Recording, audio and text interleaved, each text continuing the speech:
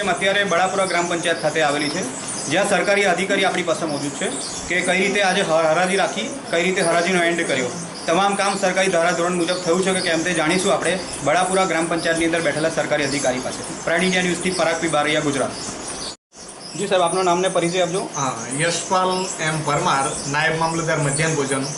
हवे આજરોજ મહેરબાન નાયબ કલેક્ટર સાહેબના હુકમ અન્વયે વૃક્ષછેદન બાબતે હુકમ થયો છે। એ બાબતે આજે 27/2/2024 મંગળવારના રોજ આજે બડાપુરા ગ્રામ પંચાયતમાં હરાજીનું જે આયોજન થયું હતું એ સંદર્ભે મારી અને મારા રેવન્યુ તલાટીશ્રીની હાજરીમાં આ સમગ્ર હરાજી થયેલ છે, જેની અંદર હરાજીમાં સૌથી વધુ જે વ્યક્તિ દ્વારા બોલી બોલવામાં આવી છે એ વ્યક્તિને આ બાબતે જે કે સરકારના ધારાધોરણ પ્રમાણે આજે એમના જે કંઈ નાણાં જે 1/4 લેવાના થાય એ પ્રમાણે વસૂલી અને એમને પાવતી આપેલ છે અને હરાજીનું કામ અમે આજે પૂર્ણ કરેલ છે। અમારી હાજરીમાં થયેલ છે હરાજી।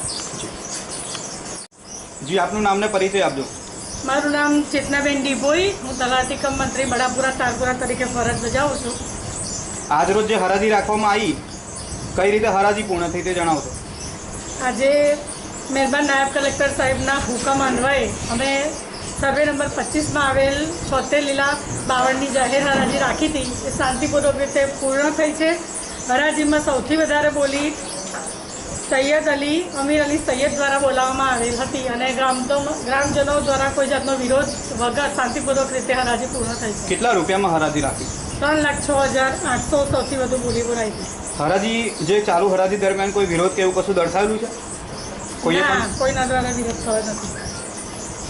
52ની હરાજી રાખવામાં આવી છે। હરાજી શાંતિપૂર્ણ પૂર્ણ થઈ છે? હા, હરાજી શાંતિપૂર્વક પૂર્ણ થઈ છે। ચાલુ હરાજીએ કોઈ વિરોધ કે એવું કશું દર્શાવેલું કોઈએ? ના।